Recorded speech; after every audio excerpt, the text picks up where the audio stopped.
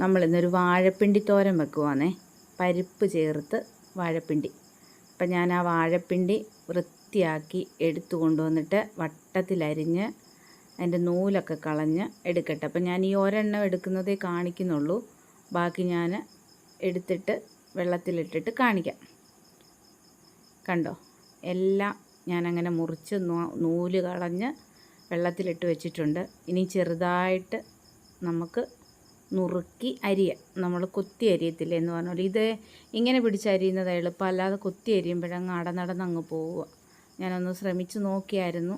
അപ്പോൾ ഇതാ എളുപ്പം. ഞാനപ്പോൾ ദേ എല്ലാം അരിഞ്ഞ് വെള്ളത്തിലിട്ട് വെച്ചിട്ടുണ്ട്. ചെറിയൊരു കറയുടെ കളറ് കണ്ടോ, കറുപ്പ്. നമ്മൾ തോരന് ചതയ്ക്കാനുള്ള സാധനങ്ങൾ എടുത്തു വെച്ചു. തേങ്ങ, പച്ചമുളക്, 3-4 ചുവന്നുള്ളി, ഒരു 3-4 കഷ്ണം വെളുത്തുള്ളി, ആവശ്യത്തിനുള്ള മഞ്ഞൾപ്പൊടി, കുറച്ച് ജീരകം. ജീരകത്തിൻ്റെ ഒത്തിരി കുത്തൽ വേണ്ട, അപ്പോൾ അതൊന്ന് ചതച്ച് അവിടെ വെക്കട്ടെ. നമ്മൾ ഒരു ചീനച്ചട്ടി അടുപ്പേ വെച്ചു. ഇനി ഒരു കുറച്ച് കടുക് അങ്ങോട്ട് ഇട്ട് കൊടുക്കാം. എന്നിട്ട് നമുക്ക് ഉള്ളി അരിഞ്ഞ് വെച്ചത്, വറ്റൽമുളക് അതിട്ടൊന്ന് വഴട്ടി കഴിയുമ്പോൾ നമുക്ക് കറിവേപ്പില ഇട്ട് കൊടുക്കാം.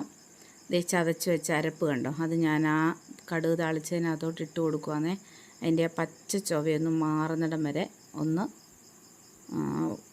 ഒരു 2-3 ഇളക്കി കൊടുക്കാം. എന്നിട്ട് നമുക്ക് പിണ്ടി അരിഞ്ഞ് വെള്ളത്തിൽ നിന്ന് വാരി ഞാൻ അങ്ങോട്ട് ഇടുവാന്നേ. അപ്പോൾ അതിനകത്ത് പിണ്ടിക്കകത്ത് വെള്ളമയം ഉണ്ട്, പിന്നെ വെള്ളത്തിൽ കിടക്കുന്നതുകൊണ്ട് വെള്ളമുണ്ട്. അത് നമുക്ക് വേറെ സെപ്പറേറ്റ് വെള്ളമൊന്നും ഒഴിക്കേണ്ട, അതിൽ കിടന്നങ്ങ് വെന്തോളും. അപ്പോൾ അതിനാവശ്യത്തിനുള്ള ഉപ്പും കൂടി ഇട്ട് ഞാനൊന്ന് ഇളക്കി നമ്മുടെ മലയാള ഭാഷയിൽ പറഞ്ഞ തത്തിപ്പൊത്തി അടച്ചു വെച്ച് വേവിക്കാം. ദേ നമ്മുടെ പച്ച മലയാളം, തത്തിപ്പൊത്തി അടച്ചു വെച്ച് വേവിക്കുക കേട്ടോ. ഞാൻ പരിപ്പ് വേവിച്ച് വെച്ചിരുന്നു, സാമ്പാർ പരിപ്പ്. ഇത് കല്ലം പരിപ്പായിരുന്നു. ഇതങ്ങോട്ട് സാമ്പാറിനിട്ട ഒരു കൊഴുപ്പ് വരുന്നില്ല.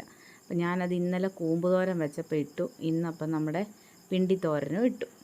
അപ്പം നമ്മുടെ തോരൻ ഇവിടെ റെഡി ആയിട്ടുണ്ട്. അപ്പോൾ എല്ലാവരും എൻ്റെ വീഡിയോ കാണണം. വേറൊരു വീഡിയോ ആയിട്ട് എളുപ്പം വരാം. Okay, thank you.